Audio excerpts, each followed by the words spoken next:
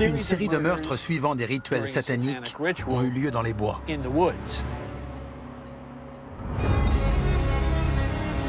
Carl Drew a d'abord été accusé de 2 meurtres, ceux de Doreen Levesque et de Karen Marsden. À l'époque, je croyais au système judiciaire, vous savez. J'étais persuadé qu'il ne pourrait pas me condamner. Il n'existe aucune preuve matérielle reliant Carl Drew à ces crimes. La nuit où elle a été tuée, j'étais au mariage de ma belle-mère. J'ai des photos de moi sur place. Robin a été inculpé pour meurtre et a témoigné contre les autres. I pled guilty in 1981. I gave testimony to the effect that I was present during her murder. Robin n'avait que 17 ans à l'époque. Elle s'est retrouvée au milieu de tout ça. En gros, Carl était proxénète et Robin Murphy essayait d'être proxénète à cette époque dans la même zone que Carl. Elle voulait tout contrôler. Elle ne voulait pas être une prostituée. Robin pouvait manger une pizza et vous tuer après. Robin a joué un rôle déterminant dans son incarcération. Robin Murphy s'est présentée devant le comité de probation et leur a avoué qu'elle avait menti. Robin a orchestré tout ça. Il faut quand même saluer Robin Murphy. Tout ce qu'on peut dire, c'est qu'elle est bien plus intelligente que tous ceux impliqués dans cette affaire. Je trouve ça incroyable que vous révéliez de nombreuses choses qui permettent de montrer que je disais la vérité, que j'ai essayé de dire la vérité.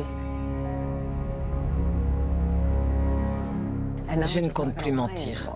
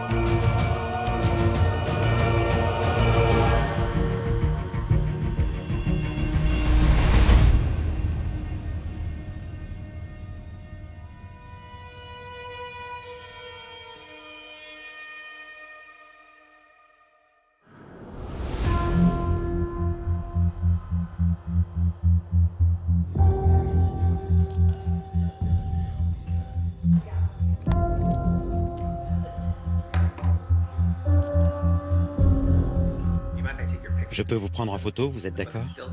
Pourquoi? Parce que ça aidera d'avoir une image. Pourquoi pas?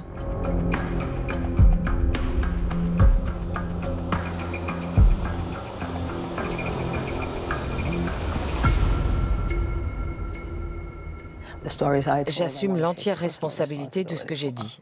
Je ne suis pas là pour dire « le procureur a fait ça » ou « les flics ont fait ça ». C'est hors de question. J'ai essayé de nombreuses fois de dire la vérité. Tout le monde s'en fichait.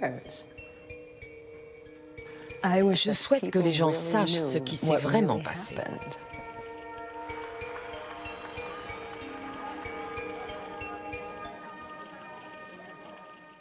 Je suis devenue adulte très jeune, sûrement parce que les événements qui se sont produits ne m'ont pas permis de rester enfant.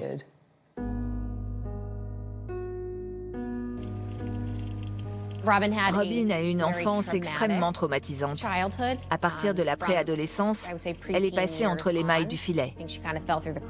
De nos jours, les services sociaux seraient intervenus. Malheureusement, ce n'était pas le cas dans les années 70. Quand j'ai rencontré Robin Murphy, j'avais 12 ans et elle aussi. Ma famille a volé en éclats quand j'avais 10 ans. Mon père était alcoolique et violent.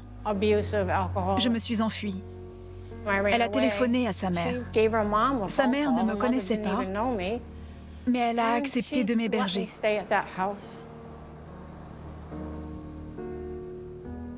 Je l'ai connue quand j'avais 12 ans. J'avais de la peine pour elle. Je voulais que ma mère la recueille. Je crois que sa mère travaillait dans un bar. Il n'y avait aucun parent dans la maison. Aucun parent. Quand j'ai habité chez elle, j'ai dû voir sa mère 5 fois.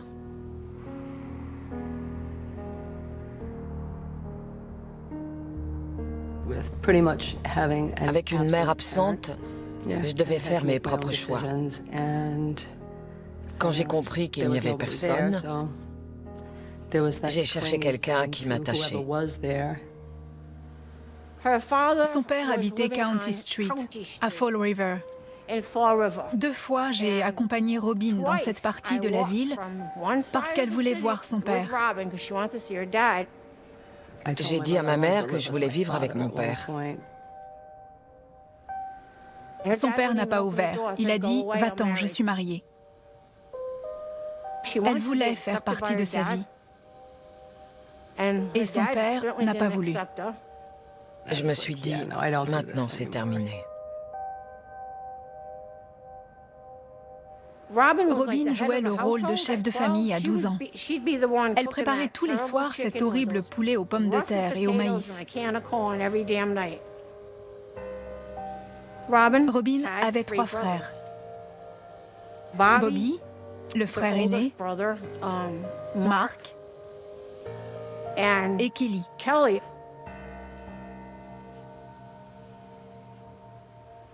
Elle devait tout gérer toute seule. Elle avait 12 ans. Son frère Bobby la violait, mais personne ne disait rien. Tout était secret à cette époque.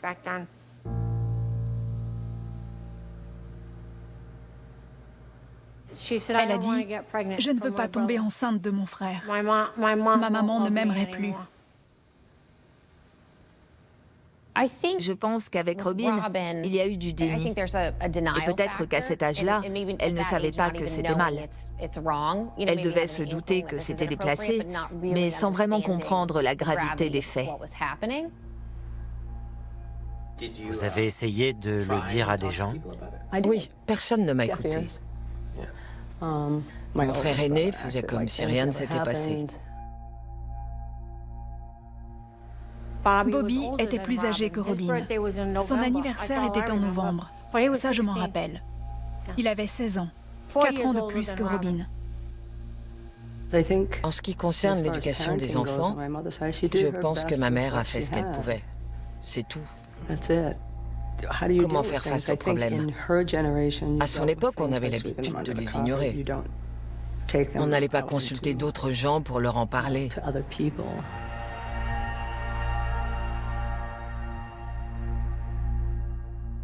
J'ai rencontré Robin quand j'avais 16 ou 17 ans, ce qui veut dire qu'elle avait 11 ou 12 ans à l'époque.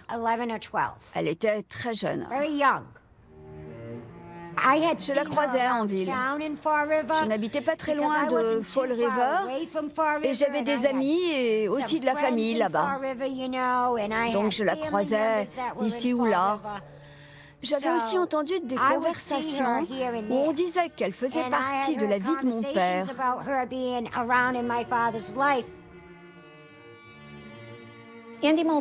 Andy Maltais traînait très souvent dans la rue.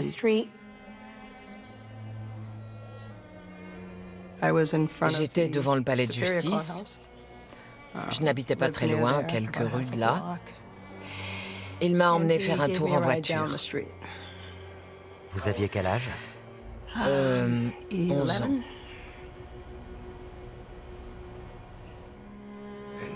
Andy était un personnage vraiment spécial. On pouvait arpenter les rues de Fall River pendant un mois sans voir quelqu'un avec des bottes de cow-boy, une boucle de ceinture Texas et des boutons voyants. Andy Maltais s'habillait comme ça. Il portait des bottes et avait une boucle de ceinture de cow-boy. Je ne sais pas exactement comment le décrire. On ne traînait pas ensemble. C'était un personnage. Un sacré personnage. Il était assez âgé. Déjà, il vivait avec sa mère. C'était une sorte de fils à sa maman. Personne n'avait une haute opinion d'Andy.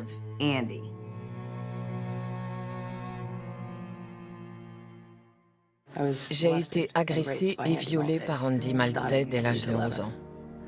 Je n'organisais pas des réunions sectaires dans la forêt de Freetown. Andy m'agressait dans la forêt de Freetown. Selon moi, elle a été victime d'abus encore et encore à partir de l'âge de 11 ans. Andy était un pédophile. Il aimait les filles très jeunes. Il roulait en ville pour trouver des jeunes filles. Ces gens-là sont des prédateurs. Il avait toujours la même méthode. Il amadouait ses filles en étant gentil, en leur offrant des cadeaux, en leur faisant faire un tour dans le but de les agresser. Un jour, il a décidé de me présenter sa mère, ce que j'ai trouvé très étrange.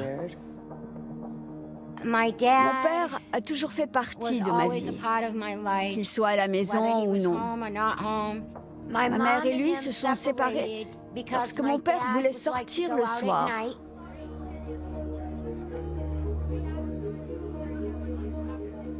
Il aimait les filles plus jeunes, c'est tout.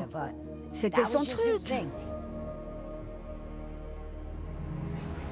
Je sais qu'un jour, le collège où j'allais, je crois que je devais être en 5e, le collège a appelé ma mère pour savoir qui était l'homme dans la voiture rouge qui m'attendait à la sortie de l'école chaque jour.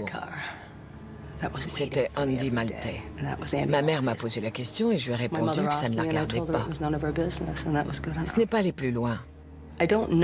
J'ignore si elle s'en fichait ou si elle ne savait pas quoi faire. Personne ne l'a défendue.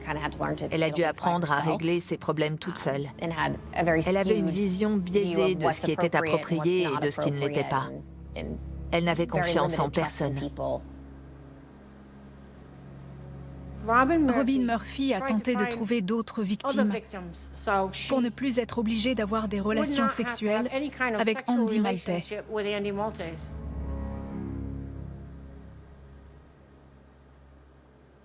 Andy Maltais devait me raccompagner chez moi. Elle m'a dit que je ne craignais rien, mais c'était faux. Andy m'a violée à plusieurs reprises. Personne ne le sait. Les gens qui verront ce documentaire vont l'apprendre, mais c'est pas grave. Il a attaché mes mains derrière un sapin.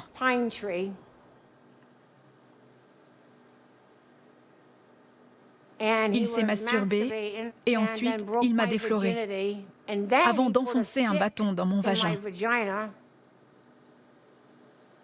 Il a dit que si je parlais, mes parents et ma sœur allaient mourir. Je ne voulais pas qu'il tue mes parents ou qu'il tue ma sœur.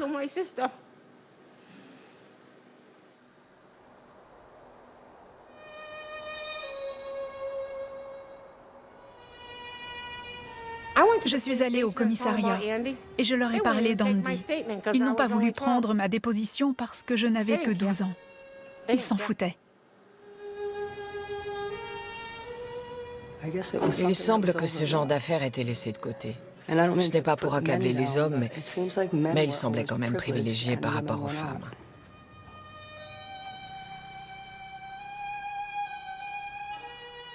Aujourd'hui, les choses sont totalement différentes. Mais même si les policiers enquêtaient un peu, en général, ils se disaient que ce n'était pas important.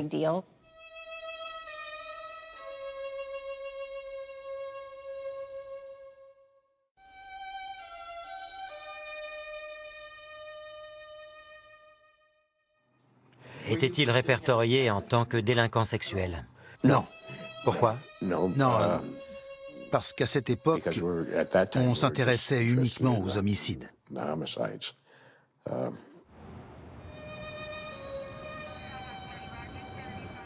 Ils s'en fichaient. Et c'est toujours le cas aujourd'hui.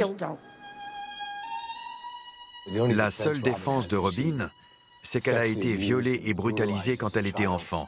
Ça a eu de lourdes répercussions psychologiques, mais elle n'est pas apte à vivre en société. Je la considère comme une personne dangereuse. Il n'en avait rien à foutre. Excusez-moi, je m'emporte. Mon Dieu, mon Dieu, mon Dieu. Je crois que c'était comme ça à l'époque. Dans les années 70 et au début des années 80, les affaires de viol d'enfants n'étaient pas traitées comme elles le sont aujourd'hui. Les gens considéraient que c'était consenti et que donc c'était normal. Ils se trompaient.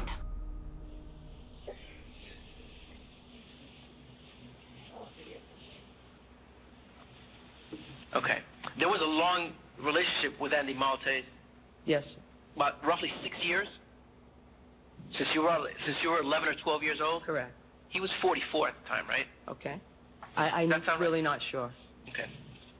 Something regarding your childhood.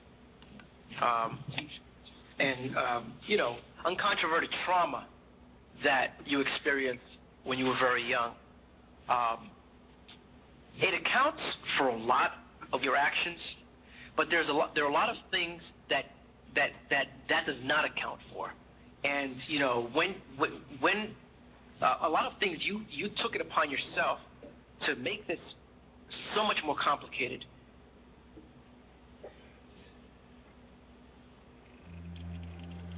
Andy m'a acheté 2 chiots après m'avoir agressé. Et il a téléphoné chez moi une fois. C'est mon père qui a répondu. Il savait qu'il y avait un truc bizarre, mais il n'a rien dit. Ça n'a fait qu'empirer les choses pour moi. Andy a tué mon autre chiot devant mes yeux. Il a dit, la prochaine fois, ce sera ton père. Cette expérience m'a traumatisée à vie. J'en fais encore des cauchemars. Très souvent, les enfants qui sont persécutés et abusés continuent d'être persécutés et abusés par d'autres gens, presque comme s'ils avaient une cible sur eux. Pour Robin, cela a eu un impact sur toutes les relations qu'elle a pu avoir avec les autres. What did you perceive as behaviors or character traits that you needed to address during your incarceration to be rehabilitated? I would say anger. But the anger came from hurt, and that came as a result of abuse and neglect. Abuse from male figures, and neglect from a mother figure who was kind of not there. She was busy trying to make ends meet to bring up 4 kids.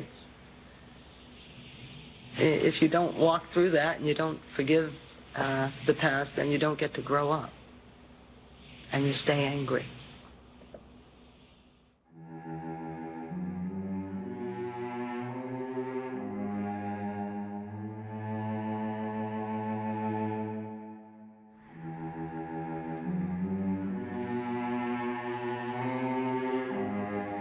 Robin est tombée enceinte. Elle a eu un fils. Je crois qu'elle avait à peine 16 ans. J'avais un frère homosexuel. Il avait 2 ans de plus que moi. Je suis tombée enceinte d'un des copains de mon frère. C'était à l'hôtel. On avait bu des shots de tequila. Quand Robin m'a dit qu'elle était enceinte, je suis allée chez elle et on a discuté. Elle a dit « J'ai été violée et maintenant je suis enceinte ». Sa mère s'est occupée du bébé. Je crois qu'avoir un bébé et être lesbienne, à l'époque, elle était lesbienne. Ça l'a vraiment perturbée.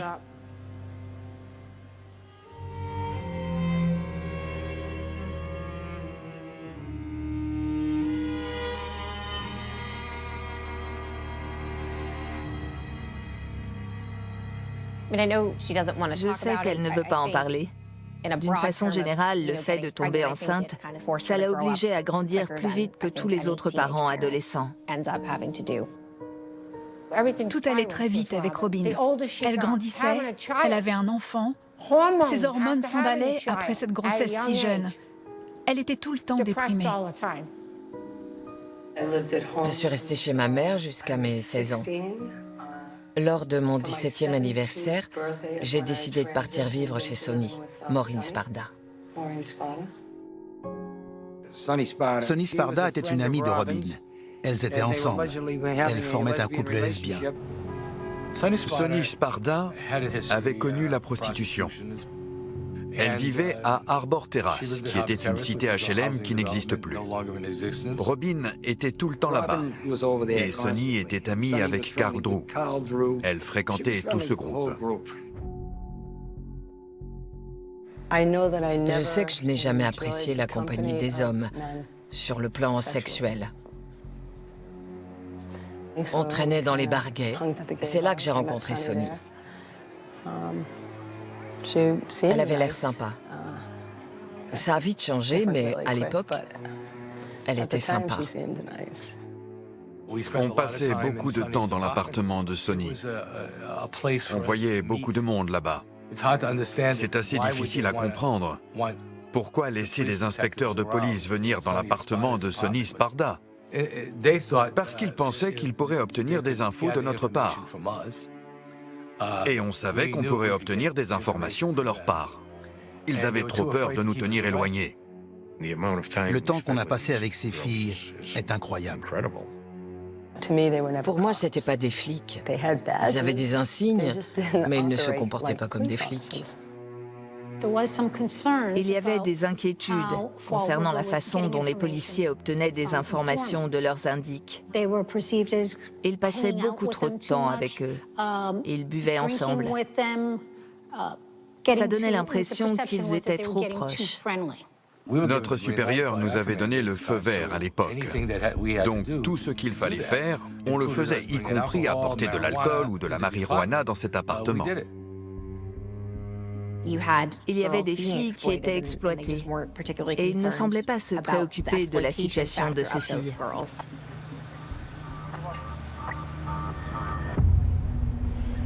J'étais avec un ami, on était allé acheter de la marijuana à quelqu'un. Carl Drew était assis sur un canapé. J'ai eu un mouvement de recul et j'ai dit « Viens, je veux partir d'ici ». Il avait un regard glacial. Je n'aimais pas ça. J'ai rencontré Robin chez Sonny. On ne s'entendait pas bien. Elle était arrogante quand elle parlait. Il fallait qu'on fasse attention à elle, qu'on l'écoute. Moi, c'était pas mon truc. C'était un type très intimidant. J'avais entendu des histoires à son sujet. Je n'y avais pas cru. Ça semblait trop dingue pour être vrai. Il exploitait les peurs des autres.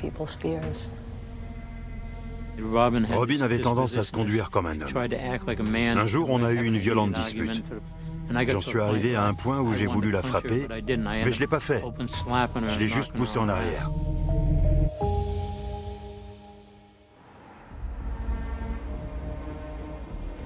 Carl était venu chez Sonny et Karen Marsden était avec lui. Il était en colère après elle pour une raison quelconque. Karen était assise sur une chaise, je ne la voyais pas d'où j'étais. Carl faisait les 100 pas. Alors je me suis levée, énervée, et je suis allée aux toilettes. Elle a dit « Qu'est-ce qui t'arrive ?» J'ai répondu « C'est un connard ». Karen Marsden était une gentille fille. Elle s'inquiétait pour son fils. À l'âge de 17 ans, oui, j'étais amoureuse d'elle. Et elle était présente pour moi. Elle m'a raconté la façon dont elle était devenue prostituée pour Carl. Elle m'a dit qu'un soir, il l'avait étranglée à l'hôtel. Elle s'était évanouie et quand elle était revenue à elle, elle était allongée sur le lit et il versait du sang sur son front. Elle avait très peur de lui. Carl a décidé qu'il devait prendre sa voiture pour l'emmener se droguer. C'était vraiment malheureux. Je l'ai emmené à la clinique de santé mentale Corrigan. Je voulais que quelqu'un l'examine et tente de l'aider. Ils lui ont donné de l'Aldol, je crois que ça s'appelait comme ça, et l'ont renvoyée chez elle. Voilà comment ils l'ont soignée, en la gavant de médicaments. Je me suis rendu compte récemment que je m'étais toujours approchée de personnes brisées. J'aurais aimé que Karen ait une belle vie. Le père de Robin l'a laissé tomber. Il ne s'est pas occupé d'elle et n'avait pas de temps à lui accorder. Ensuite, il y a eu Andy. Et ensuite, il y a eu Carl Drew. Ils ont monté tout un dossier basé sur le fait que Robin était le personnage central de cette affaire. Ils faisaient d'elle la principale responsable, au lieu d'une victime. Elle est tombée sur ce groupe d'individus dont Carl Drew faisait partie. C'était un proxénète connu à Fall River. Il avait une vingtaine d'années à l'époque. Le fait d'imaginer qu'une jeune femme de 17 ans puisse prostituer d'autres filles qui étaient plus âgées qu'elle, ça me paraît un peu irréfléchi. Robin utilisait beaucoup d'intimidation, pas seulement avec Karen, qu'elle contrôlait totalement, mais aussi sur tous ceux qui travaillaient dans la rue. Gardez à l'esprit que Robin n'avait que 17 ans à l'époque, mais qu'elle était déjà très violente. Il ne saisissait pas totalement qu'elle était une victime exploitée. Elle pouvait être considérée comme une enfant à l'âge de 17 ans, mais Robin n'avait besoin d'aucune protection. Il y avait un groupe de prostituées contrôlé par Carl Drew, un motard et un dur à cuire. Et elle, c'était une fille de 16 ans. Ça ne colle pas. Elle était aussi violente que lui, si ce n'est plus. Quand on la voyait, on la croyait douce et innocente, mais ce n'était pas le cas. C'est très frustrant d'avoir des gens encore aujourd'hui qui parlent d'elle comme d'une prostituée ou d'une proxénète, alors que c'était clairement une victime qui a été exploitée par ce groupe d'adultes.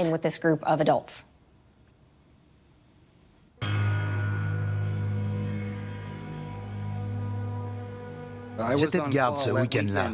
On a retrouvé le corps de Doreen Levesque sous les gradins du Dyman Vocational High School de Fall River. Elle avait été tabassée et tuée.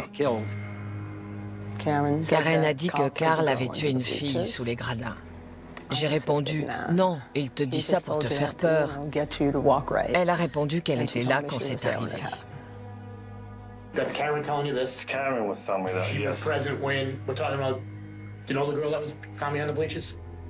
You know her name? That was Doreen Levesque. Doreen Levesque, right. Karen m'appelait au téléphone sans arrêt quand Drew la menaçait. Je disais, Karen, on va s'occuper de toi, on va te cacher quelque part. Elle répondait, non, je ne veux pas partir. The cow smashed her head and wet rocks, and she was crying, and she had holy water in her pocket. Doreen a été la première victime. Mais ce qui est incroyable, c'est qu'avant le meurtre de Karen Marzan, Robin Murphy a été témoin du meurtre d'une autre jeune prostituée, Barbara Raposa. Cette affaire impliquait Andy Maltais et Robin. Carl n'était pas présent. Personne d'autre n'était présent. Je vous avoue que je n'aime pas reparler de ça, parce qu'Andy est décédé.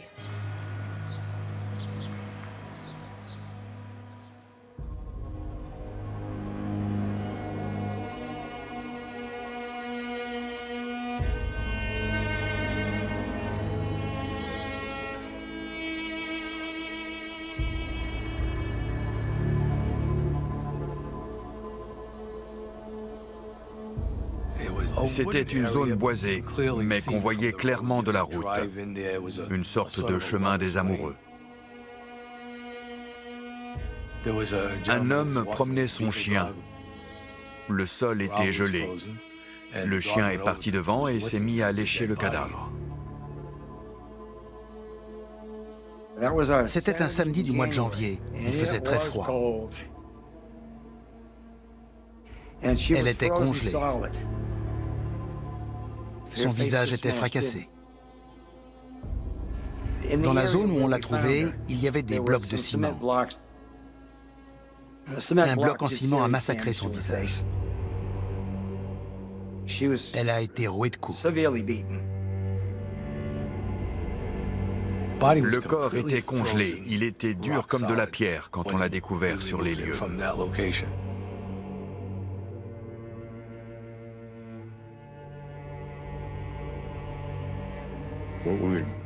On a interrogé tous ceux qui avaient pu avoir un contact direct ou indirect avec elle. On a pu établir qu'elle était la petite amie d'Andy. Ça a été le point de départ de l'enquête. La seule fois où il a évoqué Barbara, c'est quand il m'a dit qu'il avait une nouvelle femme dans sa vie, qu'il tenait beaucoup à elle et qu'elle avait besoin de son aide.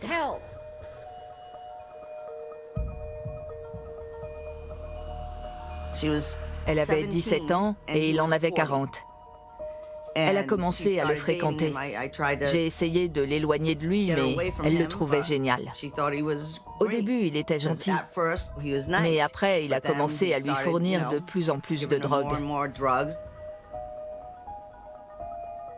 Sa sœur était ma meilleure amie depuis le CE1. Quand Barbara a été enceinte de 5 mois, elle m'a dit que le père pourrait être Andy.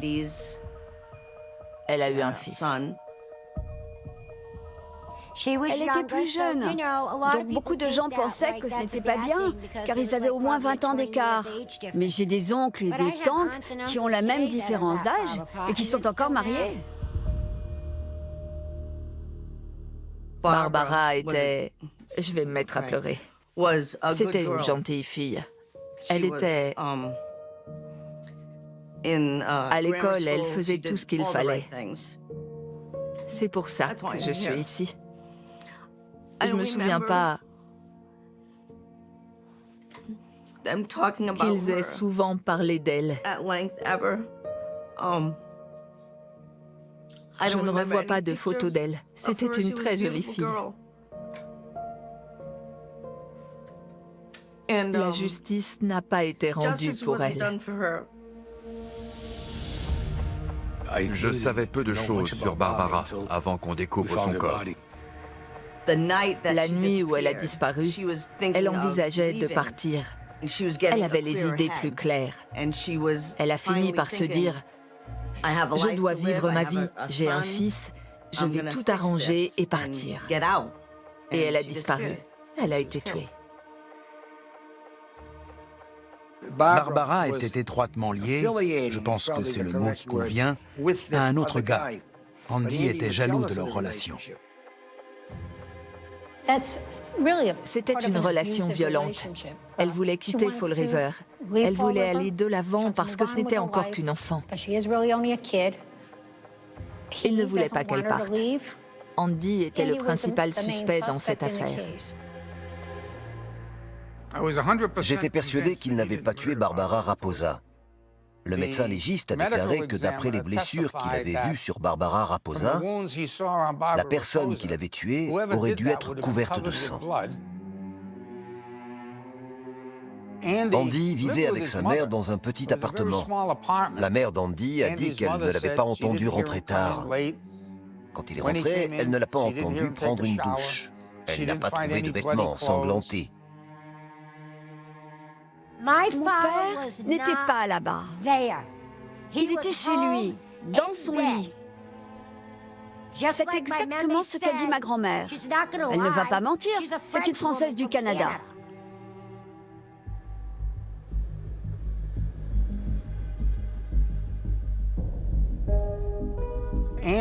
Andy n'évitait pas la police.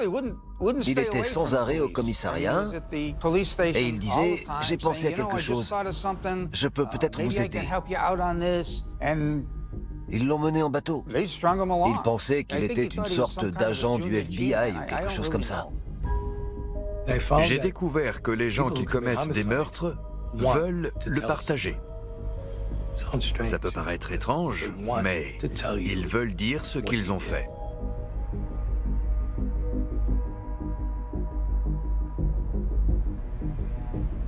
À minuit, je crois que c'était un vendredi ou un samedi soir, Andy Maltais est venu au commissariat. Il portait ses bottes de cow-boy, sa boucle de ceinture et sa chemise. Andy est entré, une Bible à la main. Je lui ai demandé pourquoi. Il a dit qu'il était désormais avec Dieu, mais qu'avant, il avait été avec le diable. C'était dingue. Tout d'abord, il n'avait pas d'avocat. Et je ne suis pas sûr qu'il aurait écouté son avocat s'il en avait eu un. On lui a énoncé ses droits. D'après mes souvenirs, Andy répétait aux policiers « Je sais ce que je fais ». On a eu une longue discussion sur Dieu et sur Satan. Je l'ai beaucoup interrogé là-dessus. Ça a duré pendant environ 48 heures. On n'a pas dormi. On l'a interrogé encore et encore. Pour je ne sais quelle raison, il voulait coopérer ou participer, appelez ça comme vous voulez. Il voulait faire équipe avec la police. Il serait sûrement resté 84 heures s'il lui avait demandé. Andy n'était pas très intelligent. On aurait pu lui faire dire qu'il avait violé sa propre mère. Je vais faire attention aux mots employés car les policiers ne faisaient que leur travail, mais en gros, ils l'ont dupé. Je lui ai demandé de fermer les yeux et j'ai dit « Vous savez ce que je vois, Andy ? Je vous vois tuer Barbara. » C'est à ce moment-là qu'il a dit « Je le vois aussi, je visualise dans ma tête où se trouve le corps. » Il voulait nous y conduire. On a évidemment accepté. Quand Andy a voulu aller sur les lieux du meurtre de Barbara Raposa, on l'a conduit sur la scène de crime. C'était un jour très froid. Il s'est mis à parler de son rêve et du fait qu'il l'avait vu se faire tabasser et se faire tuer. Il a déclaré avoir vu son meurtre lors d'une vision. Il était dans un arbre. Il planait au-dessus de la scène de crime. Il était témoin de ce qui se passait comme s'il était extra-lucide. Ils se sont retournés contre lui, juste parce qu'il avait fait un rêve. Vous voulez dire que si j'avais fait un rêve hier soir et que Dieu m'avait montré quelque chose dans ce rêve, il parle aux gens à travers les rêves. Ça ne se produit pas souvent, mais ça arrive. C'est sa parole. Je ne suis pas Dieu, mais c'est sa parole. Je n'ai jamais considéré ça comme des aveux. C'est toujours le cas aujourd'hui. On a donc arrêté Andy Maltais.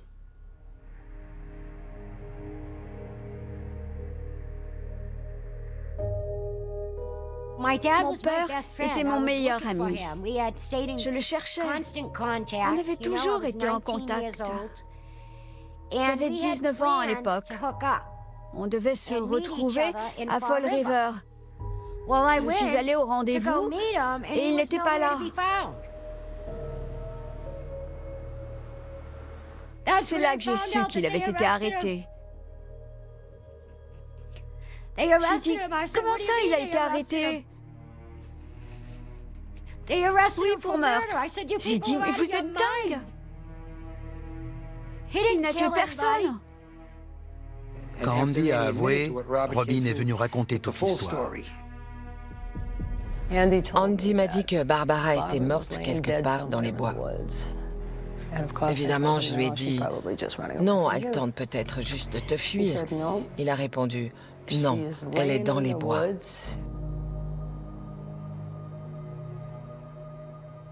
Andy Maltais told me a story that angels carried him over Barbara while she was being murdered. He said that Barbara was bludgeoned to death before she was found, that angels carried him over. She was in a wooded area, that she was tied up and beaten to death with a rock. When I told the police that, they said he had told them the same story. I said, well, if I was there, if I was in the car with them, is that good? Does that pick him up? And it did. Elle s'est tournée et a dit qu'elle était dans la voiture avec Barbara et Andy.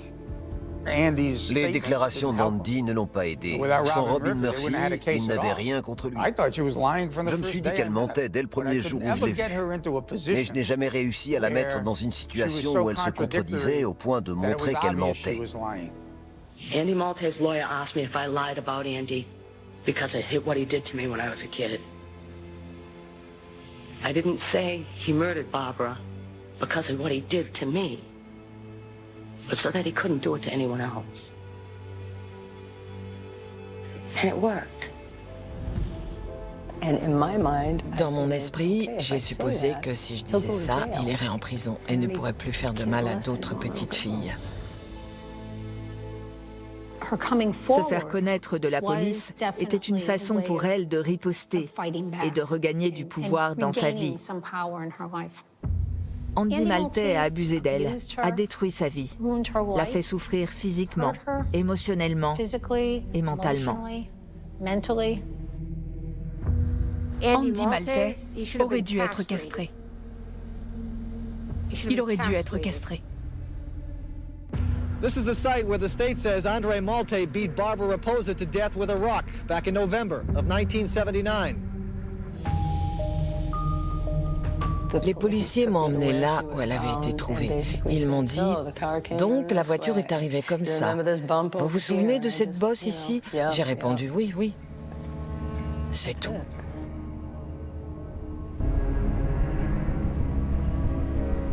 Robin était très intelligente.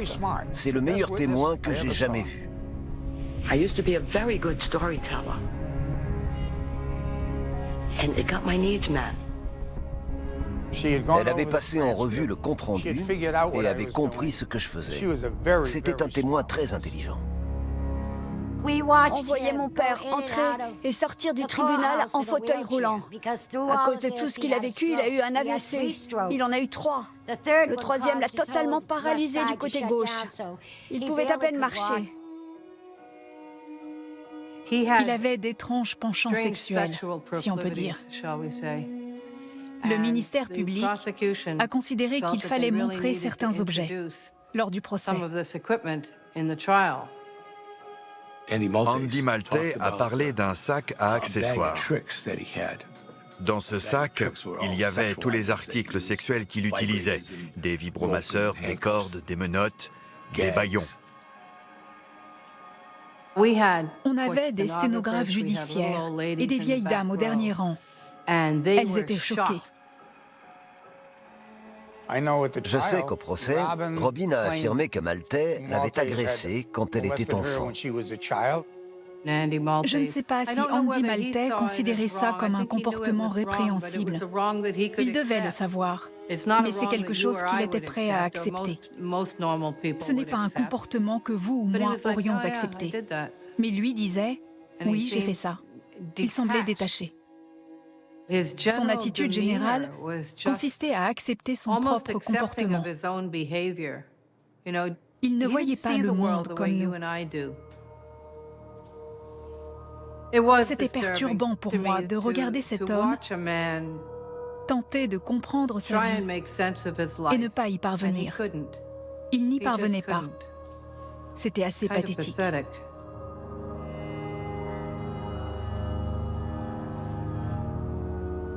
Andy a fini dans une prison d'État pour déficients mentaux. Il est ensuite mort d'un AVC. Il a toujours essayé d'être fort pour nous, ses enfants.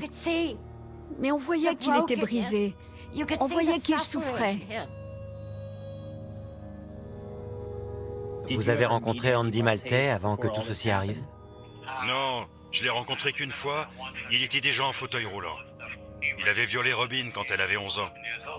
Et avait ensuite continué. Je lui ai dit, t'es un enfoiré, mec.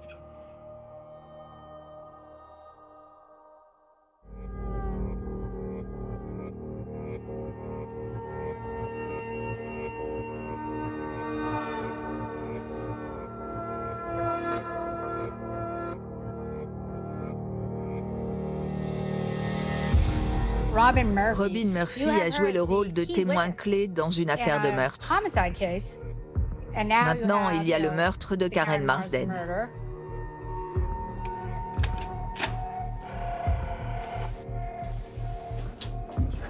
My name is Maureen Murphy. I'm Robin's stepmother. What happened back then, whatever year it was, I don't remember anymore. It was so wrong. And Karen has been in my home. They were running from Caldwell. They told that to my husband and myself. Karen m'a dit à plusieurs reprises que Carl allait la tuer.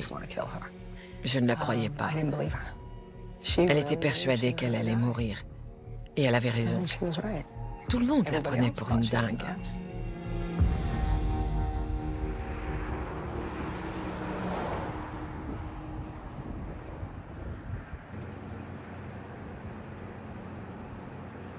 On February 8th, Karen and I were all together. We parted ways.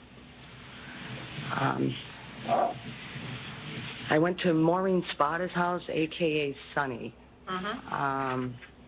My intent that night was to cheat on Karen with Maureen Spada. The next day, Karen didn't go back to her grandmother's, and I couldn't find her anywhere. I had talked to the state police. They couldn't do anything about it. Carl a dit qu'il allait tuer Karen. Vous l'avez entendu dire ça? Oui, je crois sincèrement que Carl Drew a tué Karen Marsden. Oui. Carl Drew wasn't getting arrested for murdering the woman who said he was going to do it. I really wanted him to not hurt anybody else. That's all. Grand jury murder indictments were handed down today for the death of 20-year-old Karen Marsden. Ron Pina était procureur à l'époque. Je pense qu'on devait lui mettre pas mal de pression pour qu'il règle les choses. Il s'est appuyé sur Robin. We have an individual who has come forward and talked to us and has testified or spoken to us and identified exactly what we feel happened that night, and on a night when Karen Marsden disappeared. We finally concocted a story of how she was killed. J'ai dû être une candidate de choix pour les aider à accomplir ce qu'ils voulaient. C'est aussi ce qu'ils sont devenus pour moi, malheureusement. Ils avaient donc un témoin avec lequel ils pouvaient passer un accord et qui leur servait 2 meurtres sur un plateau d'argent. Ça permettait de tout régler. J'ai eu l'impression qu'ils savaient que je n'étais pas vraiment sur les lieux. Mais ils voulaient le corps. Dis-nous où est le corps. Si vous saviez comme ça m'a mise en colère. Comment je saurais où est le corps? Je peux même pas vous dire où sont ses dents. Ils voulaient que je vous dise où le corps se trouve.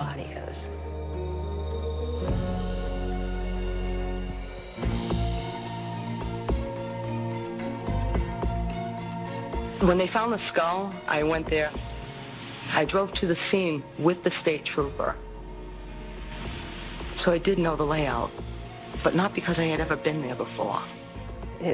C'est difficile à expliquer. Ils m'ont mise sur le chemin. Ce n'est pas possible, ils devaient savoir ce qu'ils faisaient.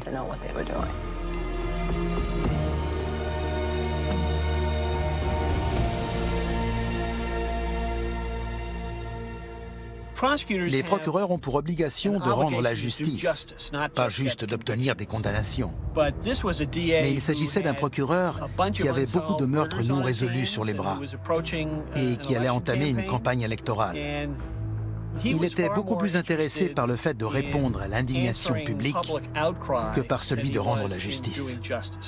We were able to determine that there may have been more than one individual involved in the crime.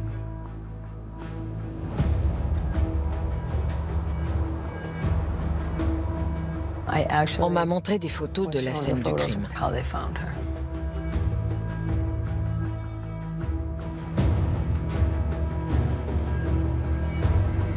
En me montrant les photos, le procureur adjoint a remarqué que je n'étais pas sur les lieux. En avouant le meurtre de Karen Marsden, pourquoi avoir parlé de satanisme? Parce que c'est ce qu'il voulait. Le procureur adjoint? Oui. Qu'ont-ils dit? Il était question d'offrir des âmes à Satan et de pratiquer des meurtres rituels. Je me disais, c'est pas vrai. Avec les tortures et tout? Il disait, oui, c'est bien ça. D'accord. Qui disait ça? Ronald Pina. Je sais que ça peut paraître stupide aujourd'hui, mais il faut se replonger en 1979. C'est des conneries, le satanisme. Vous comprenez? Au milieu des années 80, les procureurs qui avaient été exposés à des récits de rituels sataniques étaient plus enclins à croire qu'il pouvait y avoir quelque chose de diabolique. La capacité des policiers et des procureurs à adhérer à ces histoires prend son origine dans le fait que beaucoup d'entre eux ont été élevés dans la foi catholique. À Fall River, nous avons 9 églises catholiques en ville, ce qui en fait l'un des plus grands ensembles des États-Unis. On leur a appris à croire à un Dieu et à un diable. Ils peuvent donc imaginer un récit où Satan serait impliqué. J'ai eu l'impression que je faisais ce que les gens attendaient de moi. Résoudre ces affaires de meurtre et envoyer en prison ceux qui avaient commis ces crimes.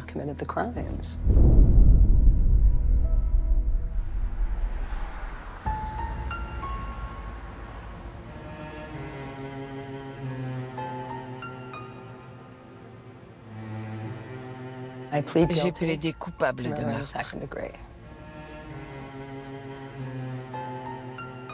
Kenny Sullivan m'a dit que je serais libérée dans 12 ans.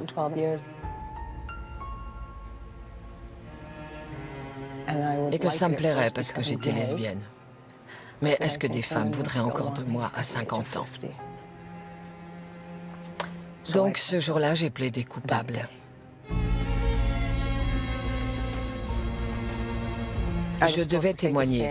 Avant d'aller à la barre, ils m'ont dit « Vous allez témoigner au sujet du meurtre de Doreen Levesque ». J'ai répondu « Mais je ne sais pas ce qui s'est passé. J'ai menti. Je n'y étais pas ».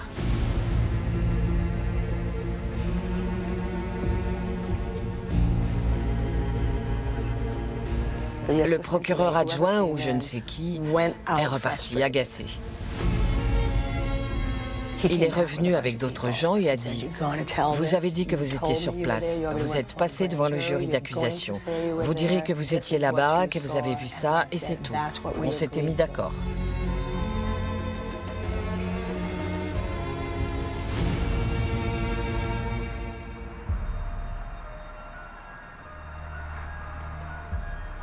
Il y a une jeune fille de 16 ou 17 ans qui s'exprime avec aisance et qui est incitée à dire ce que tout le monde veut l'entendre dire pour que ces meurtres liés à un culte satanique soient résolus et ne fassent plus les gros titres des journaux de Fall River. Tout va bien, on va les envoyer en prison. Sans Robin, le procureur ne pouvait pas coincer Carl. Elle a joué un rôle prépondérant dans la résolution de ce crime et dans l'incarcération de Carl. Robin Murphy avait une apparence très différente dans les années 80. On aurait dit une jeune fille innocente. Ils l'ont habillée en conséquence. Elle portait des jupes plissées et des chemises boutonnées jusqu'en haut. Ses longs cheveux tombaient sur ses épaules. Elle parlait des terribles sévices que lui avait infligés Carl Drew. Qui allait-on croire?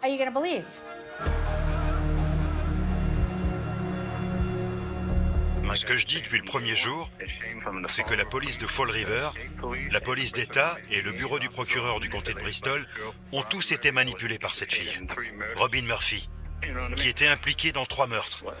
Je me suis dit, c'est quoi ce délire? C'est ma vie qui est en jeu là. Tout comme Dieu existe, je crois que Satan existe. Je crois aussi que le bien triomphe toujours du mal. J'ai été élevée dans cette croyance. Il y a beaucoup de questions, et elles resteront sûrement toutes sans réponse.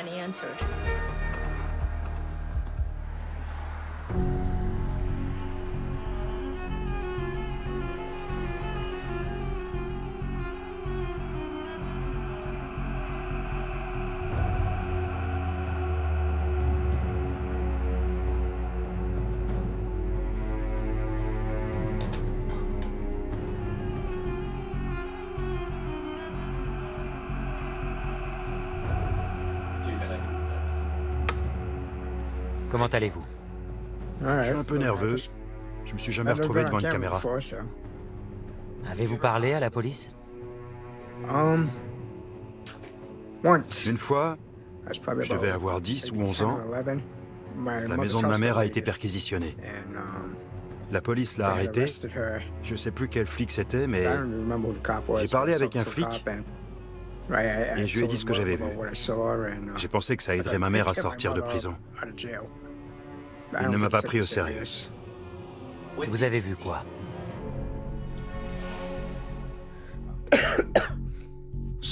Quand j'avais environ 5 ou 6 ans, j'ai dit à ma mère que j'avais vu des gens tuer une fille.